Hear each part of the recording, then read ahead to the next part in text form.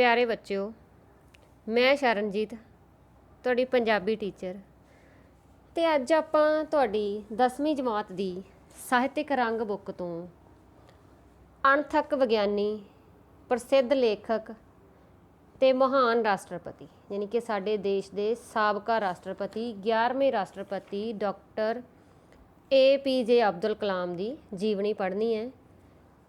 ਹਾਂਜੀ, ਤੁਹਾਡਾ ਜੀਵਨੀ ਹੈ ਅਣਥੱਕ ਵਿਗਿਆਨੀ ਡਾਕਟਰ ਅਬਦੁਲ ਕਲਾਮ, ਜੋ ਕਿ ਡਾਕਟਰ ਪ੍ਰਿਥਵੀ ਰਾਜ ਥਾਪਰ ਦੀ ਲਿਖੀ ਹੋਈ ਹੈ।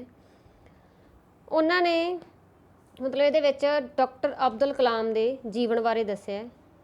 ਉਹ ਕਹਿੰਦੇ ਸੀ ਡਾਕਟਰ ਅਬਦੁਲ ਕਲਾਮ ਦੀ ਮਹਾਨ ਸੋਚ ਸੀ। ਉਹ ਕਹਿੰਦੇ ਸੀ ਮੇਰੇ ਮਰਨ ਉਪਰੰਤ ਛੁੱਟੀ ਦਾ ਐਲਾਨ ਨਾ ਕਰਨਾ। ਜੇਕਰ ਤੁਸੀਂ ਮੈਨੂੰ ਸੱਚਮੁੱਚ ਪਿਆਰ ਕਰਦੇ ਹੋ ਤਾਂ ਉਸ ਦਿਨ ਵੱਧ ਤੋਂ ਵੱਧ ਕੰਮ ਕਰਨਾ। ਫਿਰ ਆਪਾਂ ਉਹਨਾਂ ਦੇ ਪੜ੍ਹਾਂਗੇ ਜਨਮ ਬਾਰੇ ਕਿ ਡਾਕਟਰ ਅਬਦੁਲ ਕਲਾਮ ਦਾ ਜਨਮ ਕਿੱਥੇ ਹੋਇਆ। ਡਾਕਟਰ ਅਬਦੁਲ ਕਲਾਮ ਦਾ ਜਨਮ ਕਹਿੰਦੇ ਤਾਮਿਲਨਾਡੂ ਸੂਬੇ ਦੇ ਰਮੇਸ਼ਵਰਮ ਵਿੱਚ ਧਨੁਸ਼ਕੋਡੀ ਵਿਖੇ ਇੱਕ ਮੁਸਲਮਾਨ ਪਰਿਵਾਰ ਵਿੱਚ ਹੋਇਆ ਅਤੇ ਉਹਨਾਂ ਦੇ ਪਿਤਾ ਦਾ ਨਾਂ ਜੈਨੂਲਾਬੂਦੀਨ ਅਤੇ ਮਾਤਾ ਦਾ ਨਾਂ ਆਸ਼ਿਆਮਾ ਸੀ। ਉਹਨਾਂ ਦਾ ਜਨਮ ਇੱਕ ਸਧਾਰਨ ਪਰਿਵਾਰ ਵਿੱਚ ਹੋਇਆ ਸੀ। ਕਲਾਮ ਜਿਹੜੇ ਸੀਗੇ 4 ਭੈਣ ਭਰਾਵਾਂ ਦੇ ਵਿੱਚੋਂ ਸਭ ਤੋਂ ਛੋਟੇ ਸਨ ਅਤੇ ਇਹਨਾਂ ਦੇ ਪਰਿਵਾਰ ਦਾ ਮਤਲਬ ਕਿਸ਼ਤੀਆਂ ਦਾ ਚੰਗਾ ਵਪਾਰ ਸੀ। ਕਹਿੰਦੇ ਉਸ ਦੇ ਵਿੱਚ ਘਾਟਾ ਪੈਣ ਕਰਕੇ ਮਤਲਬ ਥੋੜ੍ਹਾ ਜਿਹਾ ਗਰੀਬੀ ਦਾ ਮੂੰਹ ਦੇਖਣਾ ਪਿਆ।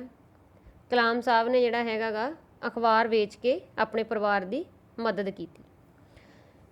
ਡਾਕਟਰ ਅਬਦੁਲ ਕਲਾਮ ਦੀ ਸਕੂਲੀ ਪੜ੍ਹਾਈ ਕਹਿੰਦੇ ਸਕੂਲੀ ਪੜ੍ਹਾਈ ਦੌਰਾਨ ਕਲਾਮ ਇੱਕ ਸਧਾਰਨ ਵਿਦਿਆਰਥੀ ਸਨ।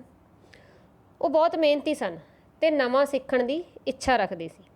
ਅੰਕ ਗਣਿਤ ਵਿੱਚ ਵਿਸ਼ੇਸ਼ ਰੁਚੀ ਰੱਖਦੇ ਸੀ। ਫਿਰ ਕਹਿੰਦੇ ਉਹਨਾਂ ਨੇ 10ਵੀਂ ਪਾਸ ਕੀਤੀ ਉਹਨਾਂ ਨੇ ਰਾਮਾਨਾਥਪੁਰਮ ਤੋਂ 10ਵੀਂ ਪਾਸ ਕਰਨ ਉਪਰੰਤ ਉਹ ਤਾਮਿਲਨਾਡੂ ਚਲੇ ਗਏ। ਤਾਮਿਲਨਾਡੂ ਦੇ ਤ੍ਰਿਚੁਰਾਪੱਲੀ ਵਿਖੇ ਸੇਂਟ ਜੋਸਫ ਕਾਲਜ ਤੋਂ ਉਹਨਾਂ ਨੇ ਭੌਤਿਕ ਵਿਗਿਆਨ ਯਾਨੀ ਕਿ ਫਿਜ਼ਿਕਸ ਦੇ ਵਿੱਚ BA ਕੀਤੀ। ਫਿਰ ਉਸ ਤੋਂ ਬਾਅਦ ਉਹਨਾਂ ਦਾ ਜੀਵਨ ਬਹੁਤ ਸੰਘਰਸ਼ ਭਰਪੂਰ ਰਿਹਾ। 1955 ਦੇ ਵਿੱਚ ਉਹ ਪੁਲਾੜ ਵਿੱਦਿਆ ਲਈ ਮਦਰਾਸ ਚਲੇ ਗਏ। ਮਦਰਾਸ ਵਿਖੇ ਇੰਸਟੀਚਿਊਟ ਆਫ ਟੈਕਨੋਲੋਜੀ ਵਿੱਚ ਦਾਖਲ ਹੋ ਗਏ। ਕਹਿੰਦੇ ਉੱਥੇ ਉਹ ਹਵਾਈ ਫੌਜ ਦੇ ਜੰਗੀ ਜਹਾਜ਼ ਦਾ ਪਾਇਲਟ ਬਣਨ ਦੇ ਸੁਪਨੇ ਤੋਂ ਖੁੰਝ ਗਏ ਉਹਦੇ ਵਿੱਚ ਜਾ ਕੇ। ਫਿਰ 1960 ਵਿੱਚ ਬਤੌਰ ਵਿਗਿਆਨੀ ਰੱਖਿਆ ਖੋਜ ਅਤੇ ਵਿਕਾਸ ਸੰਸਥਾ ਵਿੱਚ ਸ਼ਾਮਲ ਇਸ ਸੰਸਥਾ ਵਿੱਚ ਸ਼ਾਮਲ ਹੋ ਗਏ ਯਾਨੀ ਕਿ DRDO ਸੰਸਥਾ ਵਿੱਚ ਸ਼ਾਮਲ ਹੋਏ। ਉੱਥੇ ਉਹਨਾਂ ਨੇ ਛੋਟੇ ਹੋਵਰਕ੍ਰਾਫਟ ਦਾ ਨਿਰਮਾਣ ਕੀਤਾ ਅਤੇ ਛੋਟੇ ਹੋਵਰਕ੍ਰਾਫਟ ਦਾ ਨਿਰਮਾਣ ਕਰਕੇ ਆਪਣੇ ਪੇਸ਼ੇਵਾਰ ਜੀਵਨ ਦੀ ਸ਼ੁਰੂਆਤ ਕੀਤੀ। ਪਰ ਉਹ ਕਹਿੰਦੇ ਇਹ ਮਤਲਬ ਆਪਣੀ ਇਸ ਨੌਕਰੀ ਦੀ ਚੋਣ ਤੋਂ ਸੰਤੁਸ਼ਟ ਨਹੀਂ ਸੀ ਅਤੇ ਫਿਰ ਉਹ ਭਾਰਤੀ ਪੁਲਾੜ ਖੋਜ ਸੰਸਥਾ ਦੇ ਵਿੱਚ ISRO ਚਲੇ ਗਏ। ਭਾਰਤੀ ਪੁਲਾੜ ਖੋਜ ਸੰਸਥਾ ਦੇ ਵਿੱਚ ISRO ਜਾ ਕੇ ਉੱਥੇ ਉਹ ਕੀ ਹੋਏ ਭਾਰਤੀ ਲਾਂਚ ਵਹੀਕਲ ਦੇ ਪ੍ਰੋਜੈਕਟ ਡਾਇਰੈਕਟਰ ਨਿਯੁਕਤ ਹੋਏ। ਫਿਰ ਰੱਖਿਆ ਖੋਜ ਅਤੇ ਵਿਕਾਸ ਸੰਸਥਾ ਵਿੱਚ ਵਾਪਸ ਜਾਣਾ। ਫਿਰ ਉਹ ISRO ਤੋਂ ਆ ਕੇ ਵਾਪਸ ਉਸੇ ਸੰਸਥਾ ਦੇ ਵਿੱਚ ਆ ਗਏ, ਰੱਖਿਆ ਖੋਜ ਵਿਕਾਸ ਸੰਸਥਾ ਦੇ ਵਿੱਚ। 1992 ਵਿੱਚ ਉਹ ਭਾਰਤੀ ਰੱਖਿਆ ਮੰਤਰੀ ਦੇ ਸੀਨੀਅਰ ਵਿਗਿਆਨਕ ਸਲਾਹਕਾਰ ਬਣੇ। ਇਸ ਅਹੁਦੇ 'ਤੇ ਉਹਨਾਂ ਨੇ ਪਰਮਾਣੂ ਪਰਖਾਂ ਦੇ ਵਿਕਾਸ ਲਈ ਮੁਹਿੰਮ ਚਲਾਈ। ਫਿਰ ਉਹ ਕੀ ਹੋਇਆ ਵਿਗਿਆਨ ਦੇ ਖੇਤਰ ਵਿੱਚ ਉਹਨਾਂ ਨੇ ਬਹੁਤ ਸਾਰੀਆਂ ਮੱਲਾਂ ਮਾਰੀਆਂ। ਇੱਕ ਰਾਸ਼ਟਰੀ ਹੀਰੋ ਦੇ ਰੂਪ ਵਿੱਚ ਜਿਹੜੇ ਹੈਗੇ ਸਾਡੇ ਦੇਸ਼ ਦੇ ਵਿੱਚ ਸਾਹਮਣੇ ਆਏ।